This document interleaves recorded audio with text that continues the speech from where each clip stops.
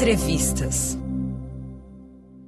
O entrevistado de hoje é o músico Lobão. Um dos ícones dos anos 80, ele começou sua carreira musical ainda em 1974, quando dividiu os palcos com Hit e Lulu Santos no grupo Vimana. No final dos anos 70, antes de integrar a Blitz, banda precursora do rock brasileiro, Lobão foi baterista de artistas como Luiz Melodia e Walter Franco. Em 1982, iniciou sua carreira solo e, após quase 20 anos de sucesso, realizou uma ação pioneira no cenário musical brasileiro.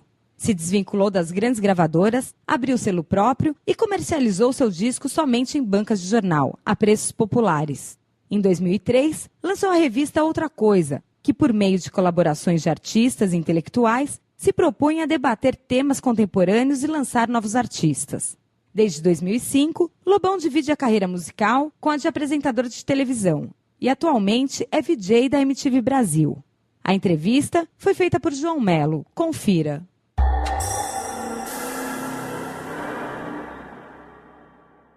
Então, Lobão, primeiro eu queria saber quando que você descobriu que a internet, as novas tecnologias não eram um bicho de sete cabeças e começou a se apropriar do seu uso. Engraçado, eu comecei a usar a internet em 98, 99, mas eu pessoalmente só comecei a mexer em um computador em 2003.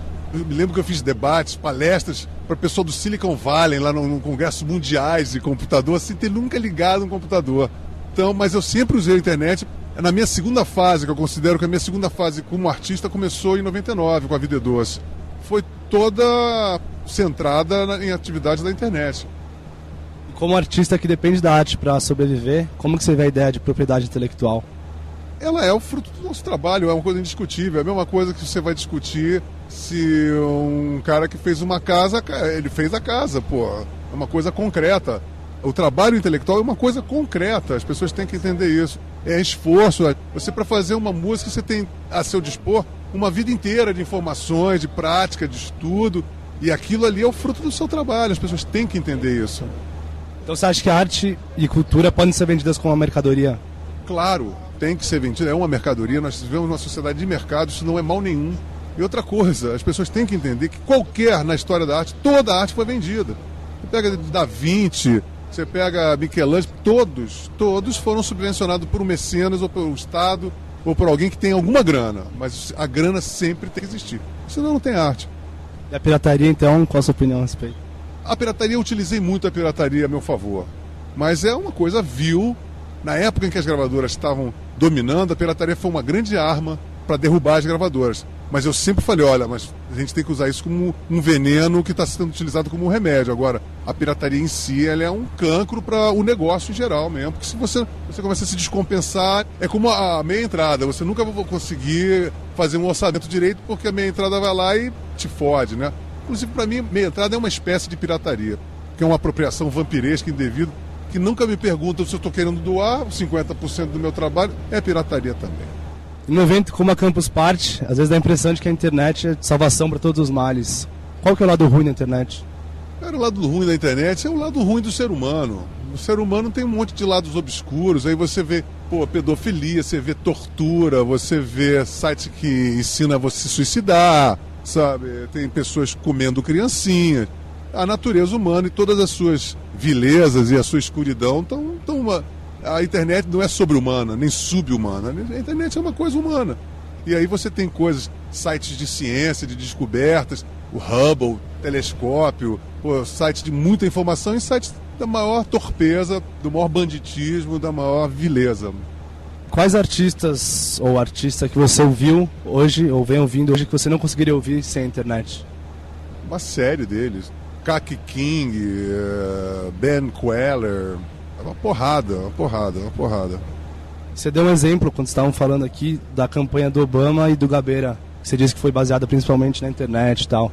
Você acha que para um artista dá para ele se basear só na internet como divulgação do seu trabalho? A sua pergunta seria válida se você tivesse substituído a internet pelo rádio. Dá para o artista sobreviver divulgando apenas com rádio? Não. Com a televisão, somente. O jogo de você colocar uma música para domínio público depende de uma intrincada rede de acontecimentos. E a internet é mais um coadjuvante. As pessoas não podem, dentro do show business, a única coisa que é central é a produção musical. O resto é coadjuvante. porque o resto é para veicular isso. E para veicular isso é uma rede complexa. E quanto mais espaço, se você tiver na novela, se você tiver na internet, se tiver no rádio, melhor. O negócio é quanto você tiver mais abrangência, melhor. Eu acho que nós não, enquanto formadores de opinião, formadores de produto cultural, a gente não pode, nesse exato momento, ser elitista, ficar se negando a aparecer no lugar, ou aparecer na televisão, no dominical, no programa popular. É por isso que a gente está completamente árido. Então a gente tem que entrar e interagir. A internet, botar a internet com o mainstream, agora a gente tem que ocupar o mainstream. A verdade é usar todos os meios para voltar a gerenciar o poder de execução da nossa obra, porque a gente está à mercê agora, fora a internet, de meia dúzia de facínoras que ficam cobrando jabá, chupando o sangue da gente constantemente, né? Deformando todo o panorama musical do brasileiro. Então, isso que eu ia falar, porque na internet não tem jabá, pelo menos é o que a maioria das pessoas pensa, e no rádio tem jabá. Mas tem uma coisa muito engraçada. Olha só como é que a coisa é perversa. Hoje em dia, quem paga jabá para as rádios não são mais as gravadoras. São, sabe o quê? São os olheiros de internet que vêm, percebem e contratam bandas, artistas novos. E esses empresários têm um dinheiro que vão pagar o jabá na rádio. Então as pessoas não... Os personagens são diferentes, mas a história é a mesma, cara. Então as pessoas têm que prestar atenção nisso. Falou isso. Obrigado, Lobão. Esse programa faz parte da Web Rádio Cultura Viva, www.webradio.utopia.com.br. Produção Ipso.